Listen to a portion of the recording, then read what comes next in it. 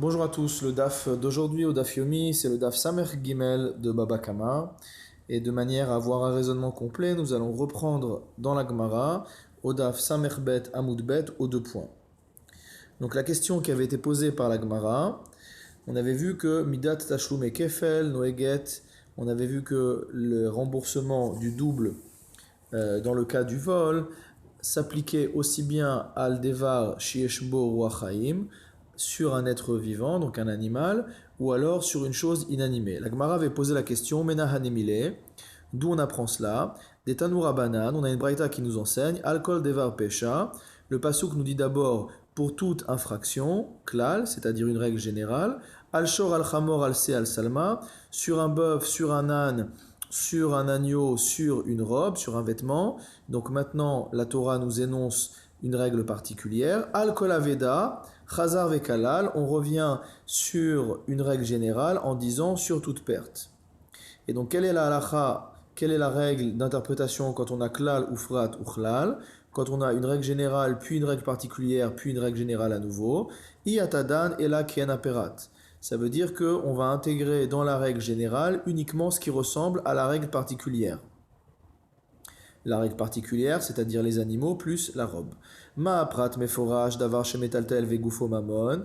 De la même manière que les éléments particuliers qui sont explicités sont des choses, sont des biens meubles dont le corps même a une valeur financière. Av kol davar shemetaltel vegufo mamon. On va inclure donc dans cette catégorie d'objets qui sont soumis au tashlum et kefel toute chose qui est un bien meuble et qui a une valeur financière en lui-même. Yatsou karkaot, ça exclut les terrains, shenan metaltelin qui sont des biens immeubles. Yatsou avadim sheukshu les karkaot, ça exclut également les esclaves qui ont été assimilés au terrain.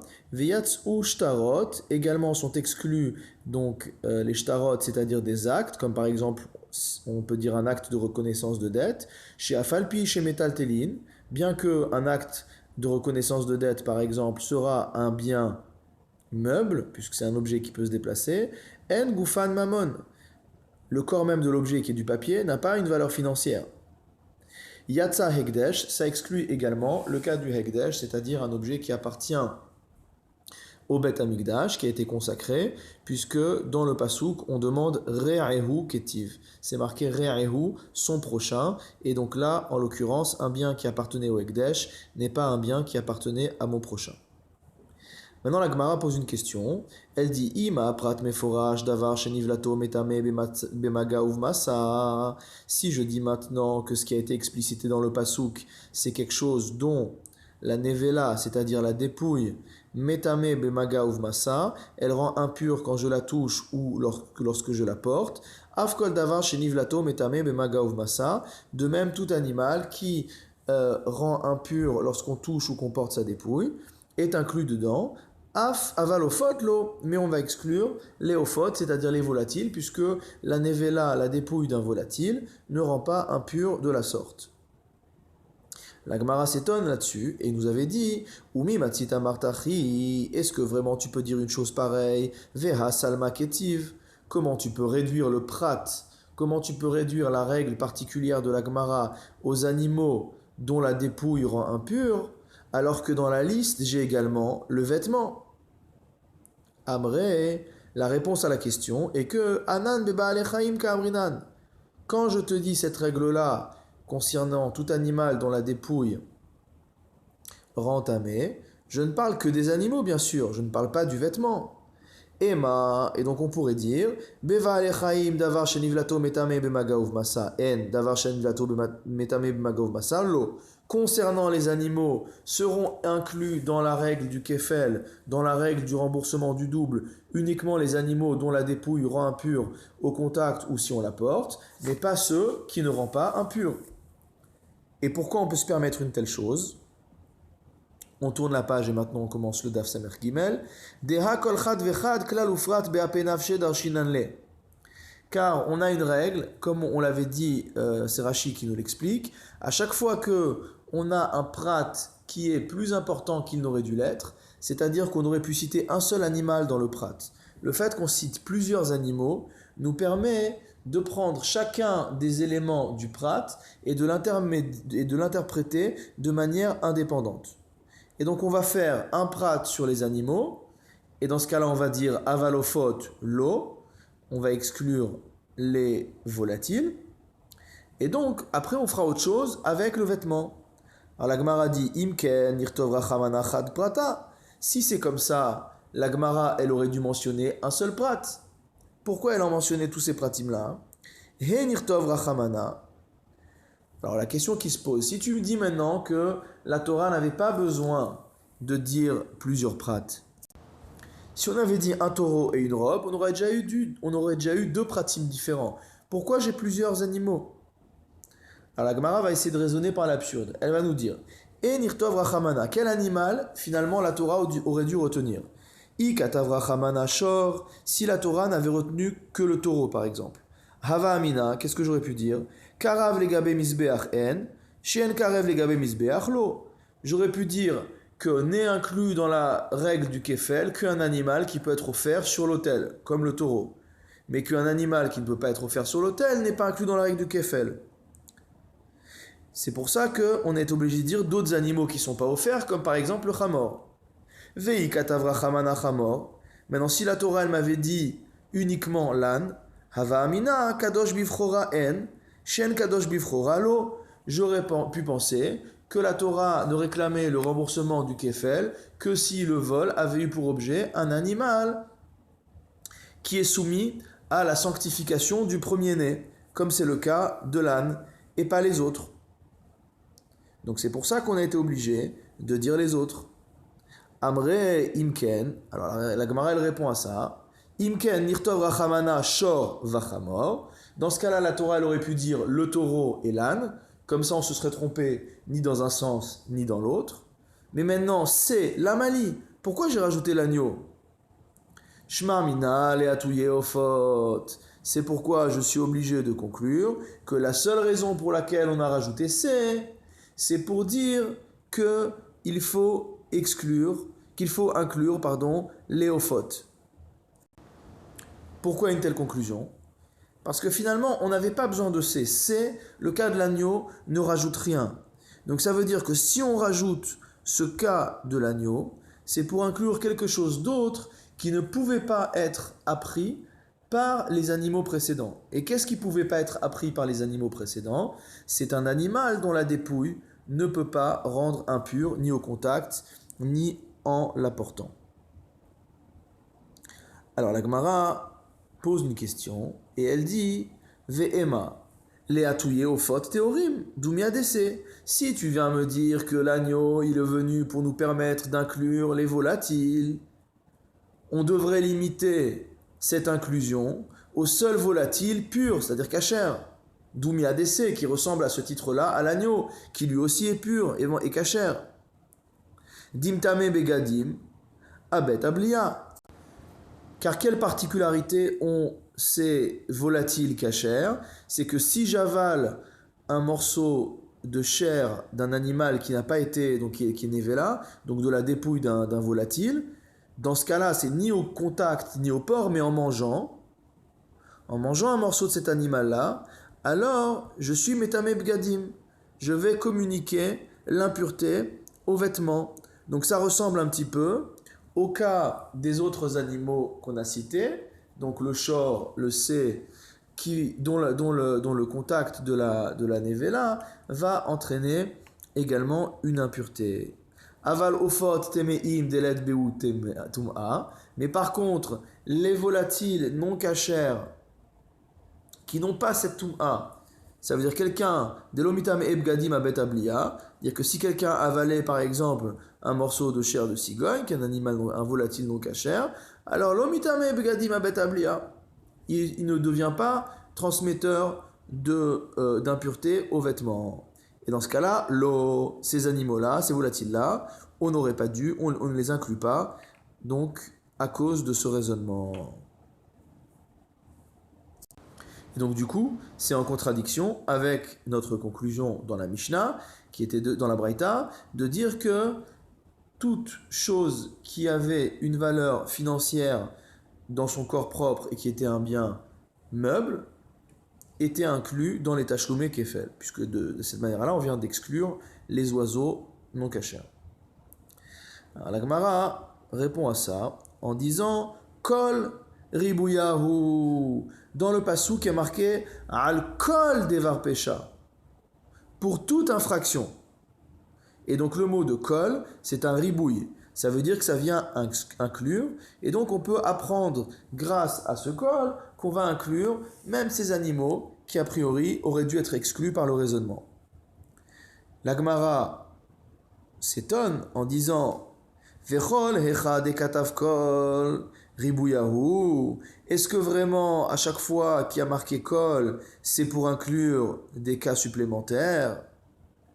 Veha gabe maasar, et donc par le système de ribouille, par le système de ribouille ou miout. On sait bien qu'il y a deux manières d'interpréter les textes, en tout cas sous cet aspect-là. Il y a le klal et le prat, donc quand on regarde les règles générales et les règles particulières, et il y a ce qu'on appelle le ribouille et miout, c'est-à-dire les inclusions et les exclusions. Donc ici on est en train de dire qu'il ne faudrait pas interpréter la Gemara, donc interpréter le texte de la Torah, sous l'aspect de klal ou prat, mais sous l'aspect de ribouille. C'est pourquoi la Gemara dit, mais est-ce que vraiment à chaque fois qu'il y a marqué kol, c'est un ribouille? Veha gabe maaser, dirtiv kol. On voit concernant le maaser, il y a bien marqué le mot kol. Vekadar shinanle, or on interprète le texte du maaser, bichlal ou prat, avec un système de klal ou prat, de règles générales et règles particulières. Donc, dire que parce qu'il y a kol, c'est un ribouille, ne marche pas. On va voir maintenant de quel cas il s'agit. Detania, car on a une braïta qui nous enseigne. Venatata kesef bechol asher teave nafshecha. La Torah nous dit à propos du maaser sheni, tu donneras l'argent bechol asher teave nafshecha, tu dépenseras l'argent pour tout ce que ton âme désire. Klal, règle générale. Babakar ou batson ou bayaïn ou bashechar, dans les bovins, dans les ovins, dans le vin et dans la bière. Prat, règle particulière. Ufrol asher tish'alecha nafshecha, et dans tout ce que ton âme te demandera. Chazar vekalal, on revient à une règle générale. Klal, ufrat, uchlal.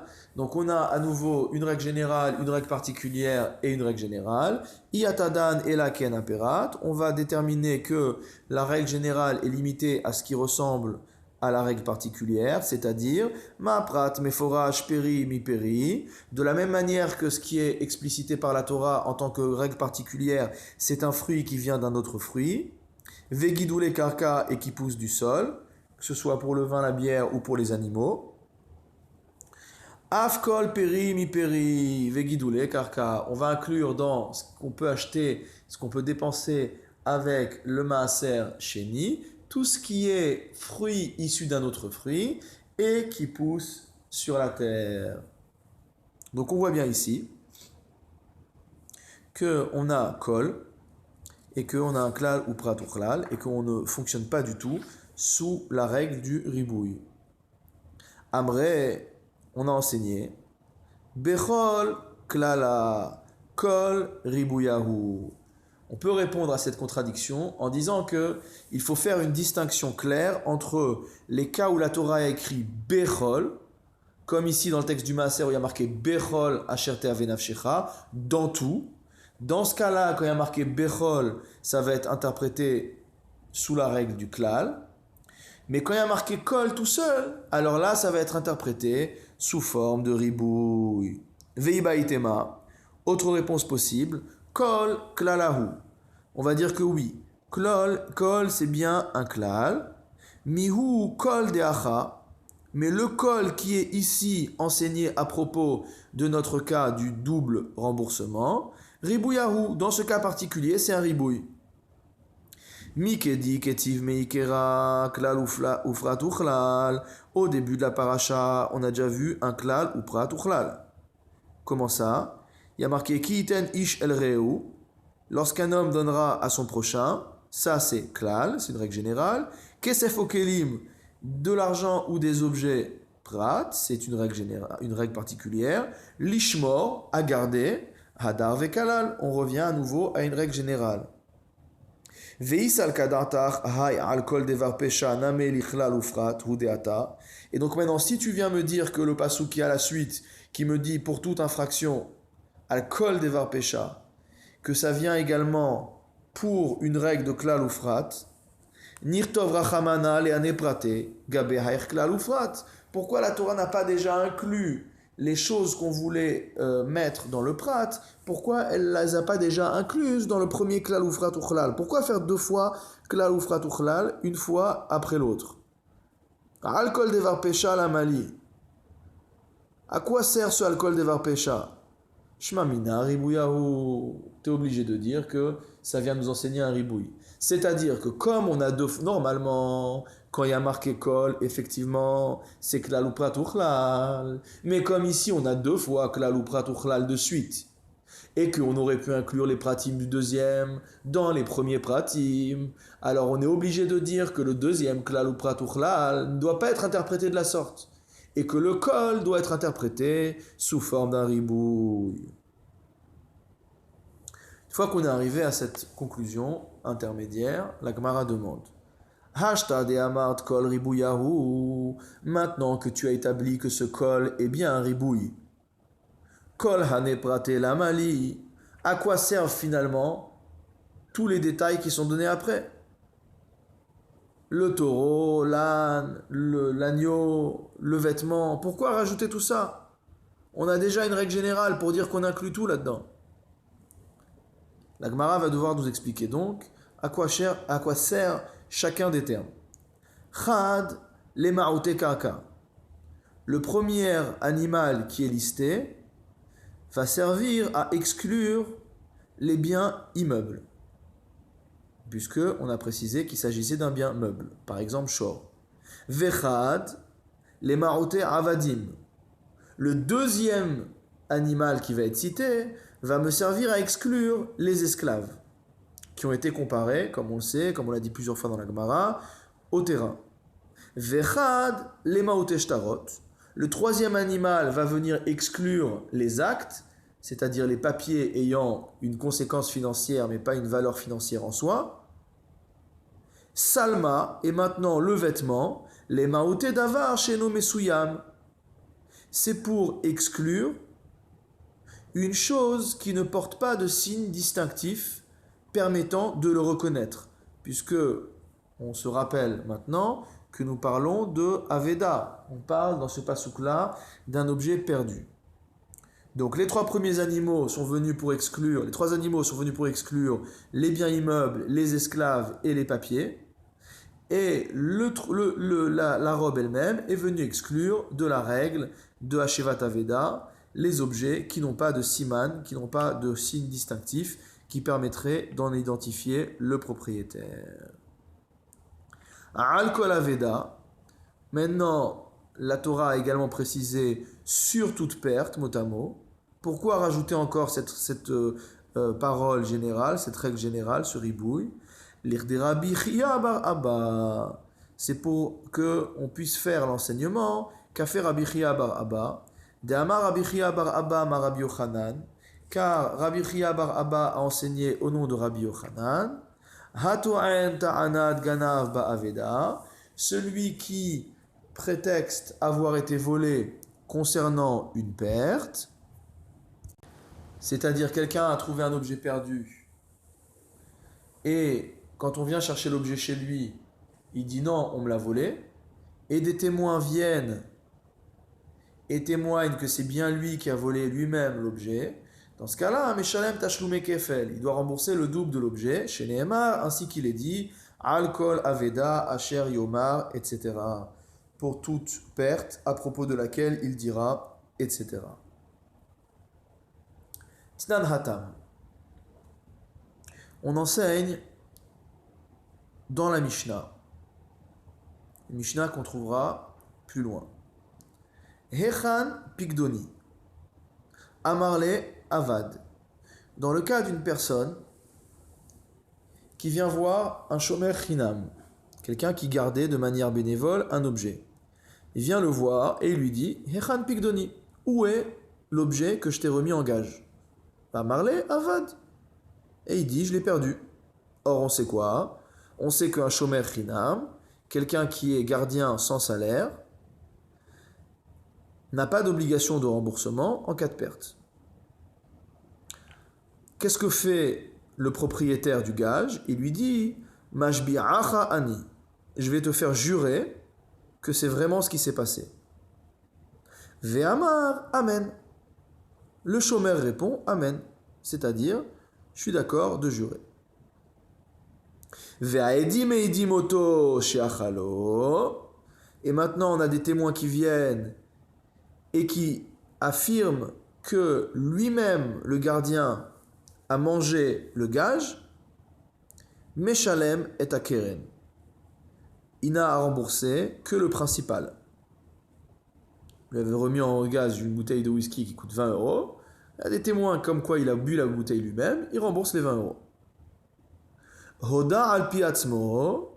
Par contre, s'il reconnaît de lui-même, avant que ne viennent les témoins, que c'est lui qui a bu la bouteille, Meshalem Keren vechomesh ve'asham.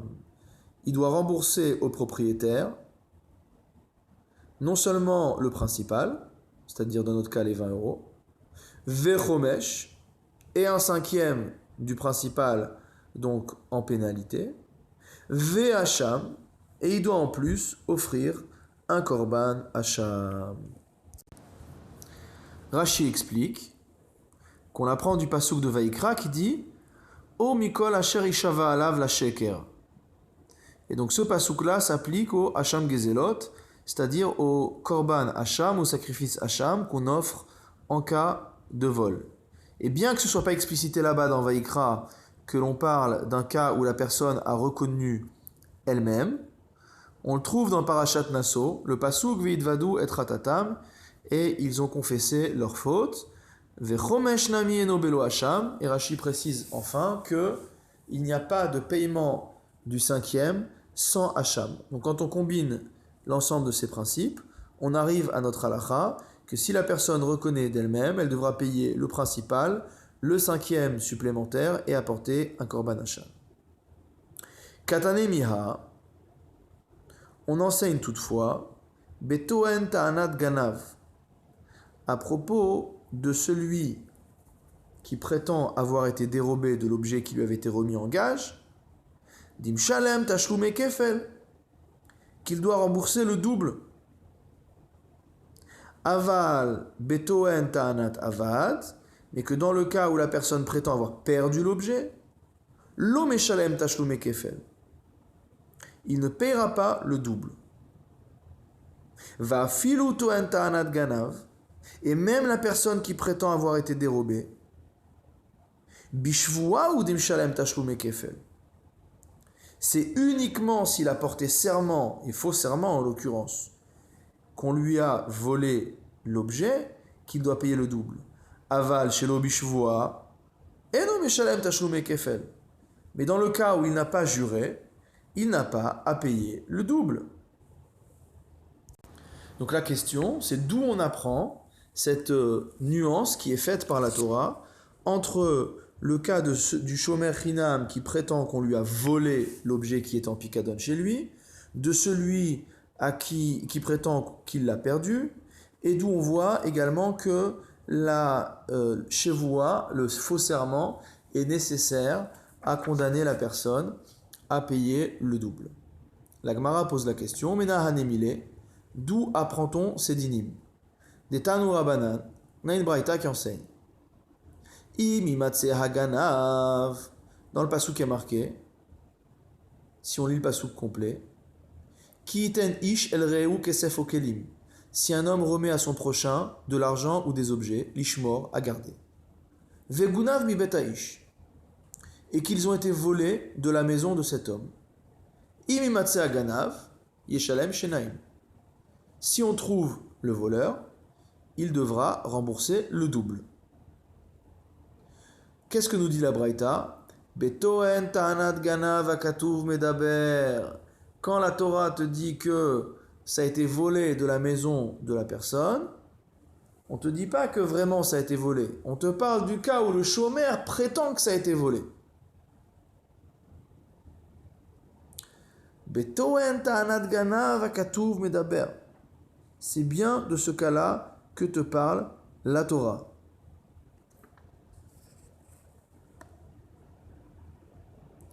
Ata omer betoen ta'anat ganav. Ou eno ela beganav atzmo. Il dit attends. Est-ce que vraiment on parle du cas où le chômeur prétend avoir été volé?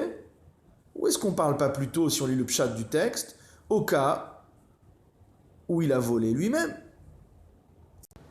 Donc encore une fois, la question que pose ici la Gemara, le texte de la Torah parle-t-il du cas où le chômeur chinam, chez qui on vient chercher le gage, prétend qu'on lui a volé ce gage alors qu'en fait il l'a gardé pour lui? Ou est-ce qu'on parle du cas où on lui a vraiment volé le gage? Et donc qui paye le kefel? Si on dit qu'on parle du cas où il prétend qu'on lui a volé mais qu'on va démontrer que c'est lui qui a gardé, c'est lui qui va payer le double, le chômeur.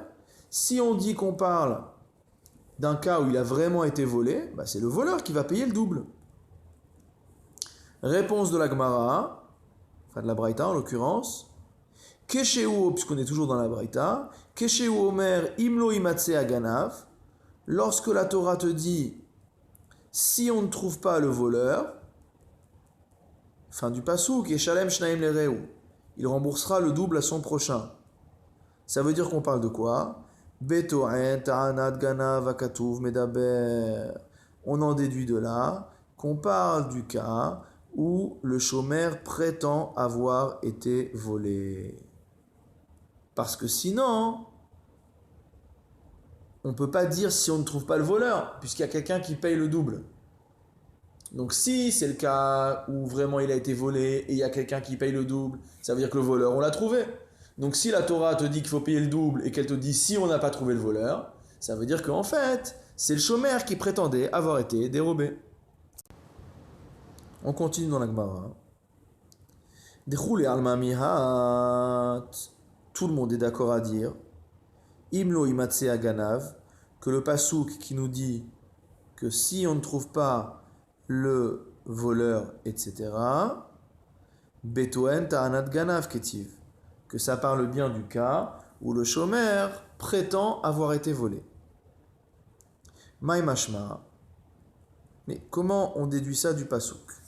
Amar Rava, Rava propose Imlo imatse, est marqué dans le pasouk, Imlo imatse, si on ne trouve pas. Kemoshe Amar, Elash ou atzmo gnavo. C'est comme si on avait dit, c'est comme si lui-même il avait volé. Et dans ce cas-là, Yeshalem shnaim, il devra rembourser le double. Donc encore une fois dans les mots de Rava, Imlo imatse kemoshe Amar. Donc si on n'arrive pas à démontrer ce qu'il a dit, ça veut dire que lui il prétend avoir volé et qu'en fait on ne trouve pas comme il a dit, et là où atzmo gnavo, et que donc c'est lui, imlo imatse, ça veut dire on n'a pas trouvé comme lui il a dit, comme le chômeur a dit, et donc si on n'a pas trouvé comme le chômeur a dit, ça veut dire que c'est lui-même qui a volé. Yeshalem shnaim, il paiera 2 fois. Donc on voit bien que on peut interpréter le pasouk facilement pour en déduire qu'il s'agit du cas de celui qui prétend avoir été volé. Alors maintenant, il y a un deuxième problème qu'on avait vu tout à l'heure. Ou menalan des bishvoa. Mais qui t'a dit que c'est uniquement dans le cas où il y a eu faux serment? Détania, il y a une braïta qui nous enseigne. Venikrav baal abayit el ha-Elohim. Le propriétaire s'approchera du juge. Pourquoi il s'approche du juge? Lishvoa. Quand on dit ça, c'est bien pour jurer. Ata omer lishvoa ou enoela ledin. Quand on dit qu'on s'approche du juge, est-ce bien sûr qu'on parle de jurer ou ne parle-t-on pas plutôt de venir pour un procès, pour arbitrer ce différend? Alors on va essayer de répondre à cette question-là. Et la Braïta va proposer Ne'emar shlichut yad lemata. Un peu plus loin concernant le shomer sachar, le gardien qui est rémunéré. on va parler de shlichut yad. Motamo, il a lancé sa main, il a porté sa main sur l'objet. Veneemar shlichut yad lemala. Et on utilise la même expression de porter sa main au-dessus, c'est-à-dire dans le cas du gardien bénévole. Ma'ale'alan lishvua. De la même manière que on voit concernant le shomer sachar qu'il s'agit là de jurer. Afkan lishvua. Ici aussi, il s'agit de jurer. La Gemara s'interroge. Bishlama lemande amar chad beganav vechad betoen ta'anat ganav hainu dirtive trekrae. Ça va bien pour celui qui pense que l'un des psukim parle du voleur lui-même, de celui qui a volé lui-même. Vechad betoen ta'anat ganav, avec le deuxième pasuk parle de celui qui prétend avoir été volé. Hainu dirtive trekrae. C'est pour ça que la Torah elle a besoin de deux psukim.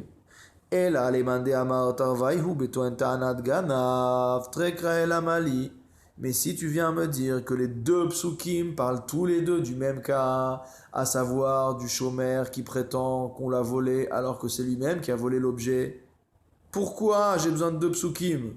Ça suffit un seul pasuk. Amré, réponse possible. Chad lemaute ta'anat avad. Qu'il y en a un des deux. Le premier, c'est pour apprendre le din lui-même, que celui qui vient nous dire qu'on lui a volé et qu'en fait on lui a pas volé, il doit payer le kefel. Et le deuxième, c'est pour exclure, on répète à nouveau le même din, pour dire, ne crois pas que dans la même règle rentre le cas de celui qui prétend avoir perdu et qui n'a pas perdu. C'est deux règles différentes, c'est pourquoi on répète deux fois le din de celui qui a prétendu avoir été volé.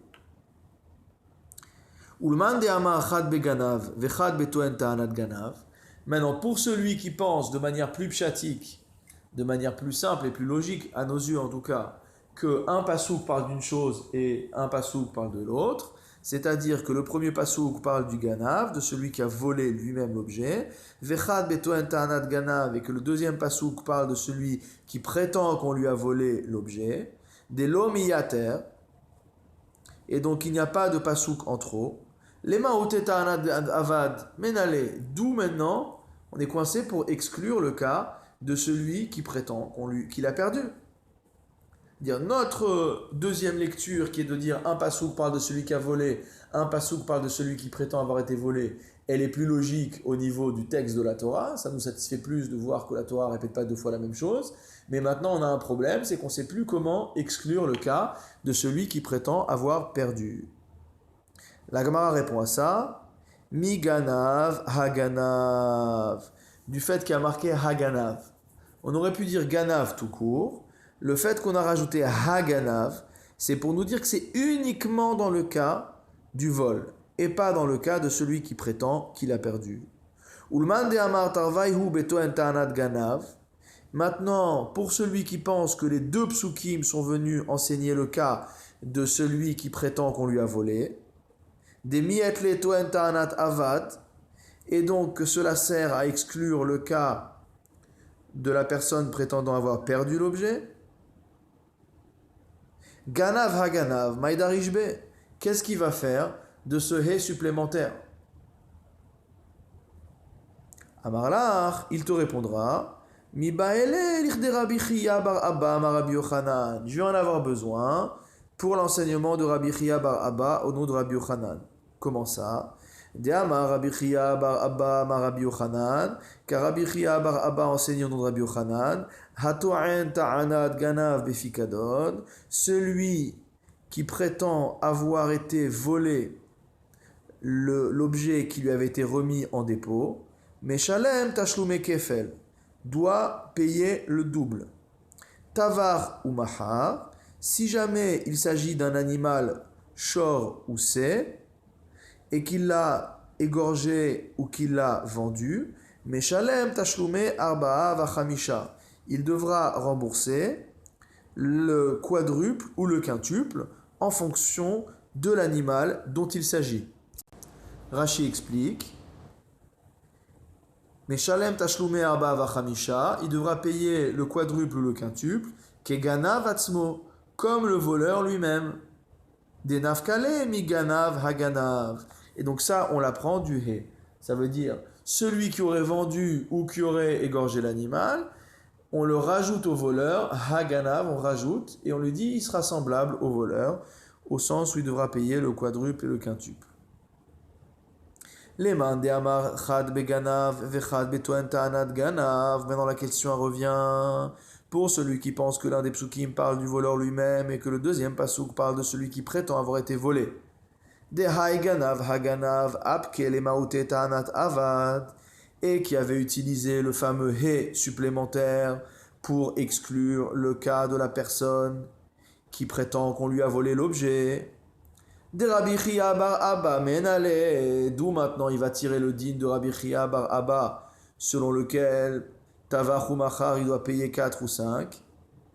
Amarlach, il te répondra Hekeshahu, on va faire un Hekesh, c'est-à-dire qu'on va mettre en parallèle deux textes. Dans les mots de Rashi, Hekeshahu, Kevan desmiche la hadade hanekrae, étant donné que ces psukim sont proches l'un de l'autre, Itkash ganav vetoen ta'anat ganav le hadade. On va mettre en rapport le cas de celui qui a volé et celui qui prétend avoir été volé. Ma ganav meshalem tashlume arba avachamisha. De la même manière que celui qui a volé l'animal devra rembourser 4 ou 5 fois la valeur. Im tavar ou machar, si jamais il l'a égorgé ou qu'il l'a revendu. Aftoen ta'anat ganav meshalem arba avachamisha. De même, celui qui prétendra qu'on lui a dérobé l'animal devra rembourser le quadruple ou le quintuple. Ve'afal gav deika le mifrach ma le ganav atzmo sheken chayav kefel belo shevua. On aurait pu trouver donc un problème permettant de détruire ce Hekesh en disant que le ganav, le voleur lui-même, il a quelque chose de particulier, à savoir que lui doit rembourser le double même sans avoir besoin d'avoir juré, d'avoir fait un faux serment. Tomar betouen ta'anat ganav shetzair shevua. Et dans ce cas-là, on aurait dû dire que celui qui est touen ta'anat ganav, c'est-à-dire qui prétend avoir été volé, il a besoin d'un serment. Alors il y a une absence de parallélisme entre les deux cas. Réponse de Rashi, en meshivin el al ha-hekesh. Donc en fait, généralement c'est pour le Kal Vachomer qu'on fait ce genre de raisonnement, pour montrer qu'on ne peut pas déduire l'un de l'autre, mais sur un Hekesh, on ne fait pas ce genre de raisonnement. La Gemara continue sur sa lancée. Bishlama lemande amar chad beganav vechad betoen ta'anat ganav. Ça va bien pour celui qui pense qu'un pasouk parle de la personne qui a volé elle-même et que le deuxième pasouk parle de celui qui prétend qu'on lui a volé l'objet qu'on avait mis en dépôt chez lui. Shapir, ça va bien. Et là lemande amar tarvaihu betoen ta'anat ganav. Pour celui qui dit que les deux psukim parlent du shomer qui prétend qu'on lui a volé l'objet alors que c'est lui qui l'a volé. Ganavatzmo menale, d'où on apprend dans ce cas-là qu'un voleur doit rembourser le double de l'objet qu'il a volé. Vechitema lete bekal vachomer mitoen ta'anat ganav. Et si tu viens me dire qu'on peut l'apprendre par raisonnement a fortiori, par kal vachomer, à partir du cas de celui qui prétend qu'on lui a volé l'objet, qu'est-ce qu'on va répondre à ça? Dayo leba minadin liot kanidon. Ça veut dire que lorsqu'on fait un kal vachomer, on ne va pas augmenter encore le din de celui qui est déduit par rapport au din à partir duquel on a déduit. Et donc si on a appris le cas de celui du voleur, de celui qui prétend avoir été volé, on va dire malé alan bishvoa, de la même manière que pour faire payer le double à celui qui prétend qu'on lui a dérobé un objet qui lui avait été remis en gage, il faut qu'il fasse un faux serment. Afkan bishvoa, on va dire que dans le cas du voleur aussi, il faut d'abord qu'il fasse le serment de ne pas avoir volé, qu'après on apporte la preuve que oui il a volé, pour qu'ensuite ils doivent payer le double de l'objet. Or on sait que la halakha, c'est qu'il n'a pas besoin de jurer pour en arriver là. La Gemara répond, Nafkale midetana debe chiskiya. On peut apprendre le din de l'enseignement qui a été fait dans la maison d'études de Chizkiya. Des Tana de Chizkiya, car on a enseigné dans la maison d'études de Chizkiya, Yomar Shor Ugneva Veakol Bichlal. la Torah aurait pu dire tout simplement Shor, le cas du taureau, et Gneva, et le mot de vol, Ve'akol Bichlal, et on aurait tout inclus là-dedans. Pourquoi on a été obligé de parler du Chamor, du Sé, etc.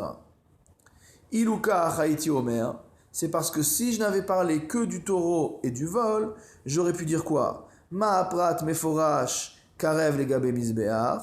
De la même manière que ce qui a été enseigné comme prat, comme règle particulière, c'est la règle concernant un animal qui peut être offert sur l'autel. Afkol karev legabe misbeach. Donc je n'inclurai dans les règles de remboursement du double tout ce qui peut être offert sur le misbeach et pas tout le reste. Ma yeshlecha leavise. Maintenant, qu'est-ce que tu as à rajouter en disant c'est, en disant l'agneau, puisque l'agneau aussi il est offert sur le misbéach. Keshehu omer se, harese amour, hamani mekayem gneva. Alors dans ce cas-là, pourquoi j'ai besoin à nouveau de rajouter gneva? Les rabot, kol davar, pour rajouter toute chose, tout bien meuble. Donc c'est-à-dire que si la Torah n'avait dit que elle avait dit que shor et gneva, donc le taureau et le vol, on aurait dit qu'est-ce qu'on inclut dans la règle particulière, dans la règle générale, tout ce qui est comme la règle particulière. Qu'est-ce que c'est la règle particulière? C'est shor. C'est quoi shor? C'est un taureau. C'est quoi un taureau? C'est un animal qui est offert sur le misbéach. Donc on va inclure tous les animaux qui sont offerts sur le misbéach. Quel autre animal est offert sur le misbéach? Le C par exemple. Dans ce cas-là, donc qu'est-ce que vient t'inclure la Torah? Qu'est-ce que vient rajouter la Torah quand elle dit C? Elle vient te dire C pour rajouter kol davar, pour rajouter toute chose, tout bien meuble qui a une valeur financière et qui peut être l'objet d'un vol. Dans les mots de Rashi, le dernier Rashi du Daf Samer Gimel Amud Bet, Af kol karev, de même toute chose qui est offerte, Velo mitrabe mikeen aprat, et la hakarev la misbeach. On ne pourrait inclure dans la règle générale que ce qu'il y a dans la règle particulière, c'est-à-dire ce qui peut être offert sur l'autel.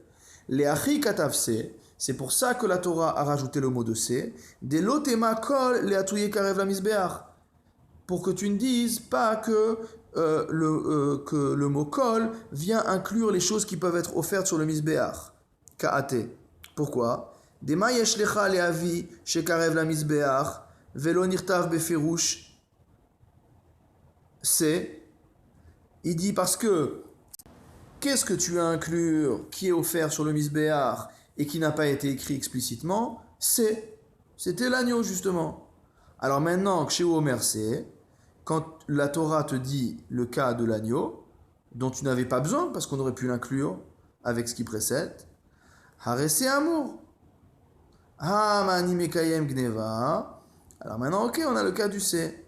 Alors qu'est-ce que je viens apprendre avec le mot de gneva? Shiani doresh beken aprat. C'est pour te dire qu'on va inclure tout ce qui ressemble à la règle particulière. Rashi, premier Rashi de Daf Samer Dalet. Les raboch ardevarim. Et donc c'est pour inclure les autres choses. Kol hane, ça veut dire tout cela.